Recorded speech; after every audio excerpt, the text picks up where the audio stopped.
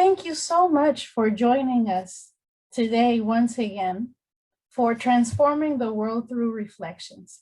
Today, we will have the pleasure of being in the presence of an amazing artist who will share with us his thoughts, his experience of this pandemic, which is now almost 16 months long. Amazing. Who knew? Who knew? Well, let me begin by introducing myself. My name is Melissa Shepard Williams, and I'm a psychotherapist and professor. And now I would like you to meet my wonderful guest and dear friend, José Blackman Jr., also my paisano from Panama. José is the creator of Black Mantis Productions, which is a Black Latin veteran-owned company to support multiple communities. So thankful for that. As an artist, he is a vocalist, composer, bassist. We'll hear more about this. And one beautiful thing is that in our love of the arts, we share in common being part of the California Institute of the Arts community. So I'm so glad that you're here. Welcome, José. Let's jump into this water. Tell us more about your life as an artist. Thank you very much. Again, my name is José Blackman. I'm from the República de Panama, from the Republic of Panama. And I've been blessed to travel the world and be in many places. My artist career started since I was a kid. I can remember 3 times in my entire life I did not play music. So it's always been a part of my life. I went and joined the military at a very, very young age, went to the Navy at 17. I still continued music in there. And when I got out, I went into education. I'm a former educator too, over 20 years of educating and teaching after school programs. And then after a while, I was like, you know what? After 10, 20 years of helping everybody else make albums and stuff, I'm going to start pushing myself and other people around. The company was started in 94, actually before I left for the Navy. And I kind of let it sit for a while. I did little things here and there, little things in there, and it's just been growing and growing. And we've branched out into many different aspects: photography, cinematography, 3D modeling for real estate, you name it. That's amazing. That's amazing. Wow, I am so, in awe of the many things that you've been doing in this journey. And one thing leading to another, it sounds like. Yes. Just have faith.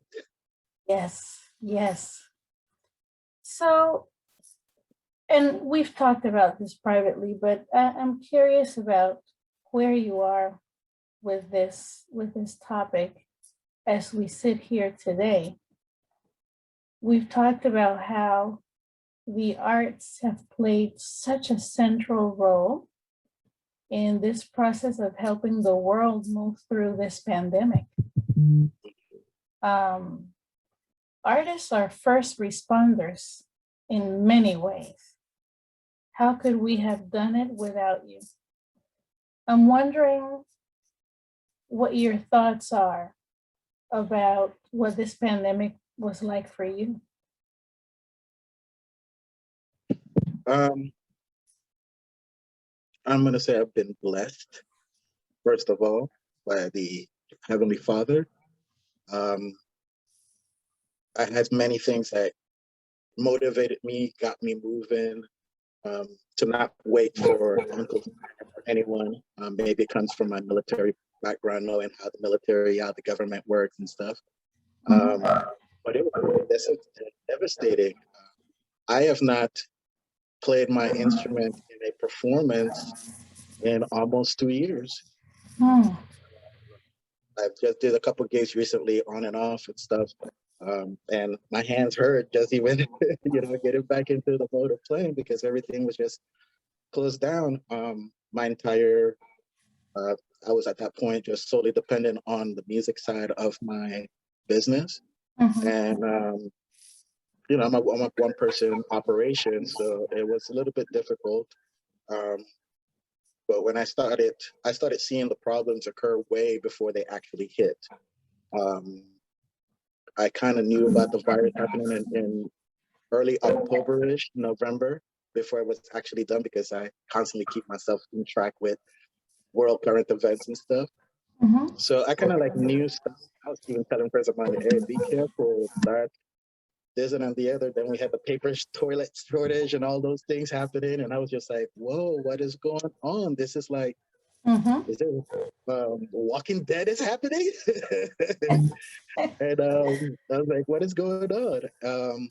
Things just started closing down. And then next thing you know, I had no income, no nothing. And I'm not a person of waiting for someone to do for me. So I was like, wow. I started saying it from 2019. 2020 is the year of the side hustle. If you ain't got a side hustle, if you don't have a side hustle set up on the side, um, to bring you passive income to your household, you're going to be Mhm. in trouble. Yes. And I went on hyper mode and started finding everything else that I could do, stuff that I had an urge to do, but never got around to finding, the photography, the stuff. I met some people. I ended up working for a tea company. They approached me. I did some work for it. They loved it. When I started doing the product for that, it started taking off, and I do stuff for them constantly. It is a Latino-owned company too. Um, and out of that came photography. I started doing stop motions. Other companies started seeing what I was doing, started inquiring and stuff.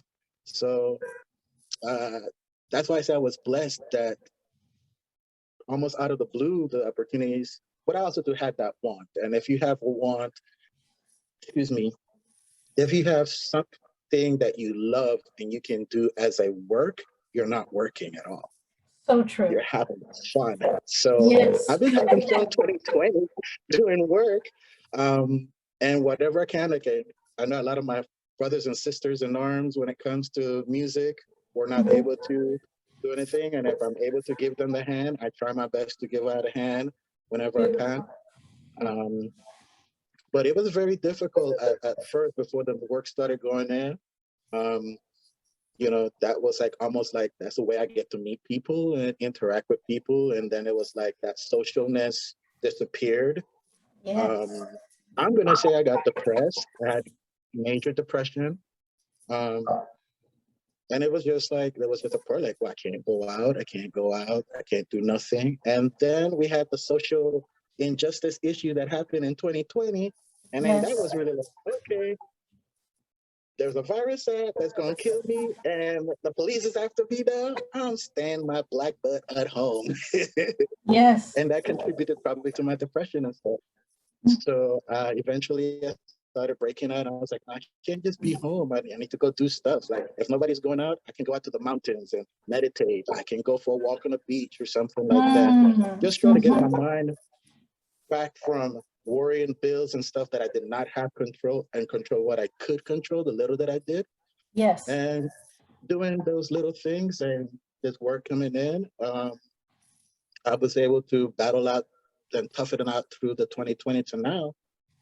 But I know a lot of folks around me who were not able, and I try to tell them like, hey, stock market. I'm invested in the stock market myself. I became a really good broker in stock market.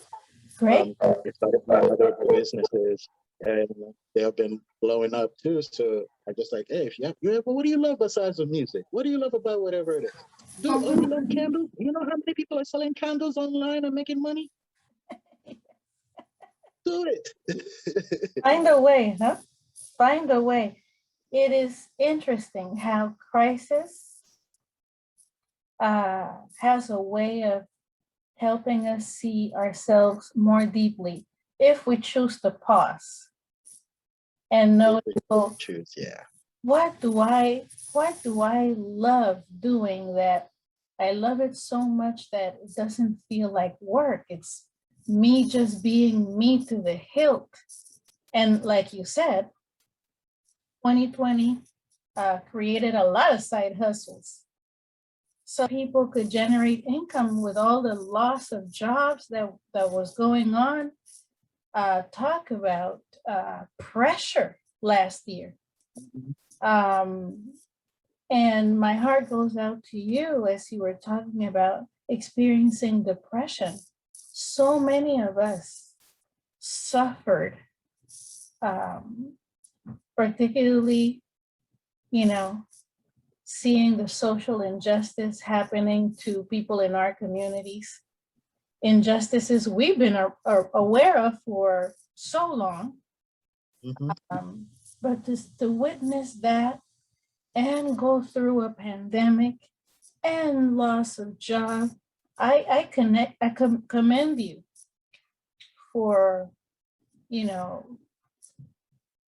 pausing long enough to say, okay, what's within my control? And, when you were talking about going to the mountains and just being out in nature, letting it be an opportunity to meditate.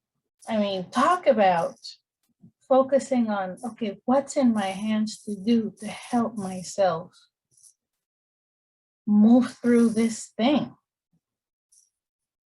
Amazing, amazing.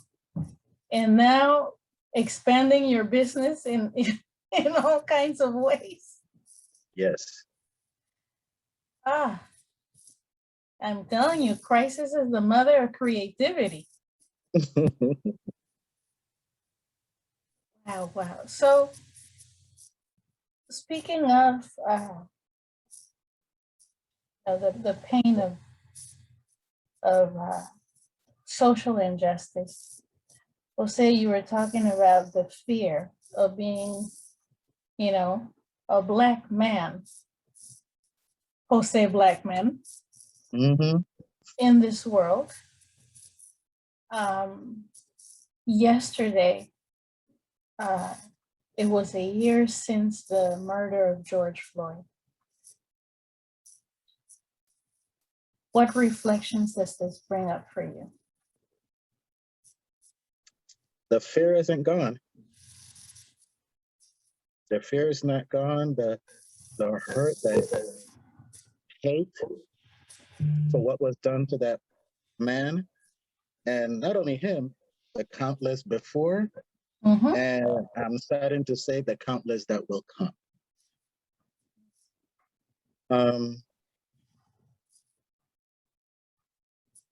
I don't have a trust with the authorities. I have been stopped for what they call in urbanism, driving while Black, and it hasn't been pretty. Because I am Latino side of me. That have blood in it. Well, so like, but then like I know oh, your color, that could get you in trouble. So I try my best to be calm when I have to deal with them and be respectful in this and the other. But I try my best to not put myself in any situation that I ever have to deal with the law enforcement, just because of the fear of how they see someone. And I know you probably remember me with my big old fro, and now I have it. But when I was thinking about doing this, I actually thought about it a very long time, because I knew once I went from my fro to this is causing problems. This is gonna create an attention to me in a negative format. Unfortunately, that is unnecessary by certain people.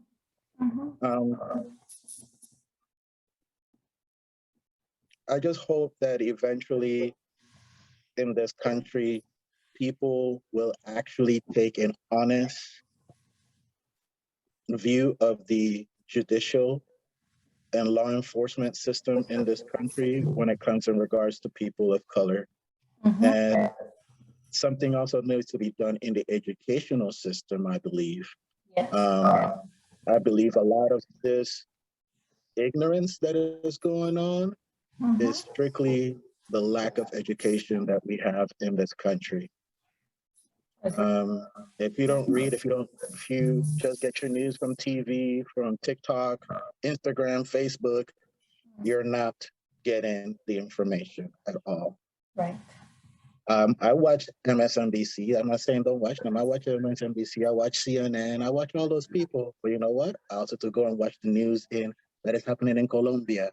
I go watch and see Yes. what is the news happening in Europe, in what country in Europe. Yes. All that stuff happening in Israel. They're giving us the Israeli side. I want to see what the Palestinian side is saying about stuff. Mm-hmm. So I'm always informed in that way, and I keep myself informed, and that's the only way that you can be informed and educated. Mm-hmm. Educate yourself on what is going on in the world and how to navigate yourself in this world that is becoming almost weekly a dangerous place more and more. As I get older and older, the world is becoming more and more dangerous, violent for no reason.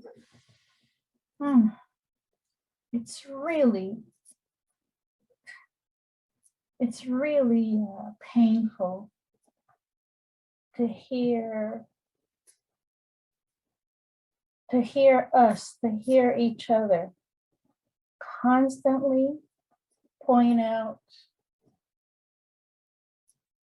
how we move in fear in this world. And I am longing for the deep healing that helps us to move with freedom.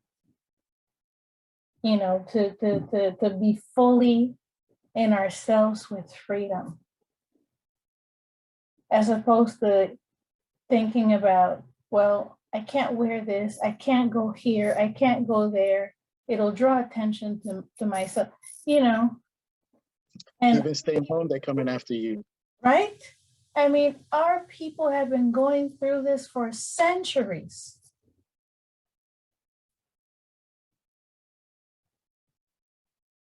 And, you know, while the events of last year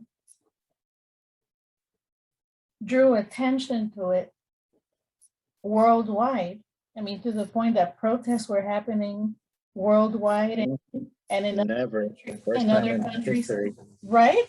And in other countries, they were looking at themselves and their history of racism. Mm-hmm. You know, that cannot be a bad thing. We need to look at the ugliness if we are to make any kind of shift. My hope is that yesterday and the day before and the day before and all of the days of 2020, you know, we're inviting us into this shift. It's not going to be easy. Pain is going to continue to happen. Yet we need to go deeply into healing. Jose, when you were talking about, you know, where we get our information, how are we educated about our history, about what's repeating itself today? I have to agree with you. We got to ask ourselves that. What are the sources of our information? You know, what do we need to do as a community to help each other go to accurate sources about our own history, instead of being told who we are? We need to go into that history. You know, this healing thing is complicated. I'm a big wrestling fan too, and it just brings a memory of a wrestler that said something that I keep with me as one of my quotes. I like quotes a lot. And one of the quotes, the great wrestler Ric Flair said, "If somebody tells you you ain't worth anything, you're a piece of garbage. You're never going to amount to anything. You're a hoodlum. You're whatever negative. Eventually, you're going to believe everything that is said to you." And I feel that that is what has happened to a lot of us. We've been told, because of your color, you're going to act this way, you're going to be this way. Media tells you, you see it on the media, people act.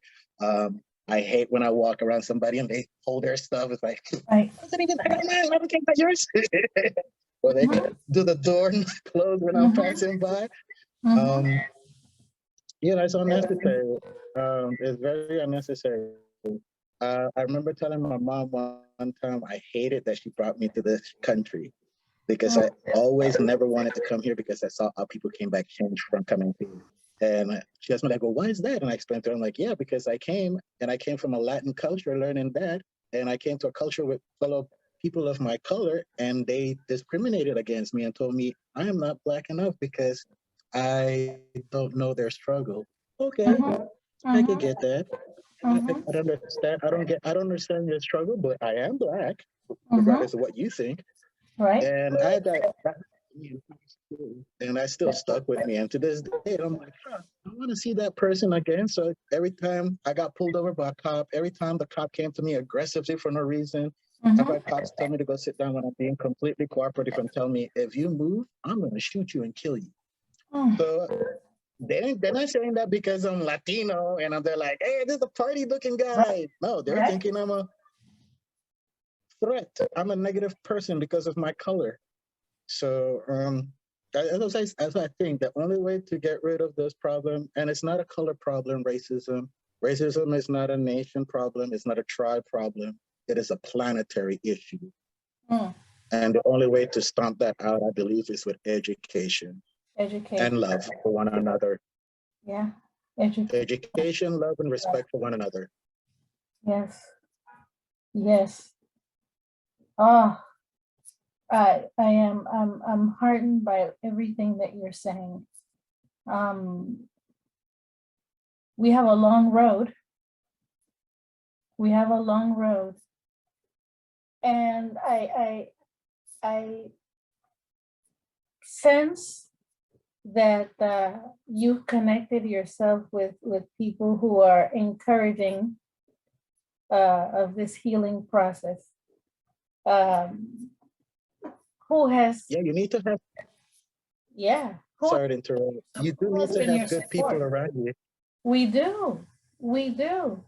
And not only through a pandemic, but in general, we need a village. We need to feel always a village. Because in life, there's a lot of bad things in life, and we can go the entire life just focusing on those bad things. But hey, are you breathing? Can you move your limbs? Can you get out of bed? There's people who can't even do that. Be thankful for the little things that we do have control over. As you were saying before, and it takes pausing to notice these things and remember that we have material, we have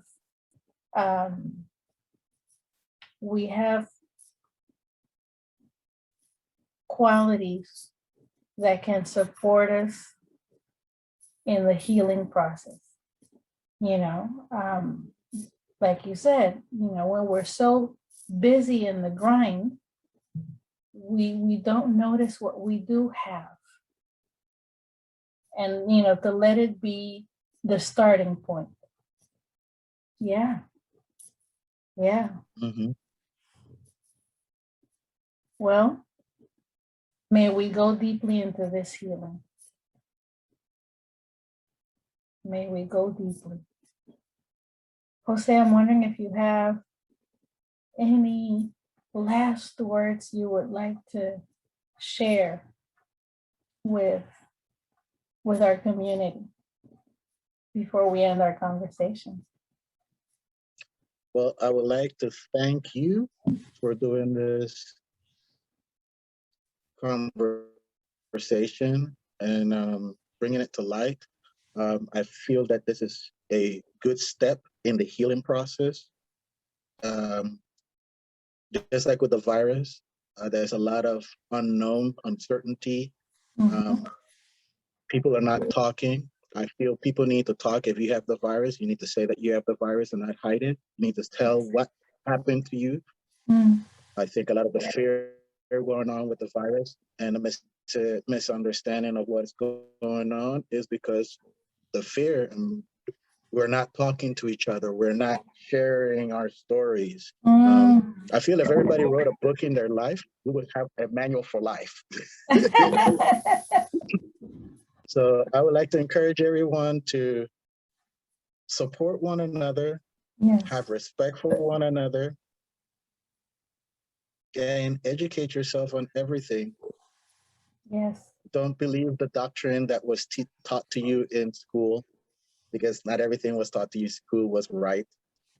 Do your research, educate yourself. Mm-hmm. The only thing they can't take away from you is your mind, your knowledge. Mm-hmm. And my parting words, I guess, would be the words of my grandmother: where manners and respect take you, money can never take you there. Yes. Jose, you know, as I heard you say those last words, you immediately took me to my grandma. Her words are coming out of my mouth every day. Every day. That Caribbean delicious wisdom. Mm-hmm.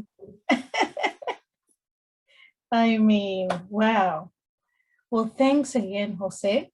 And Thank you. my hope is that your journey continues to be rich in healing. Thank you.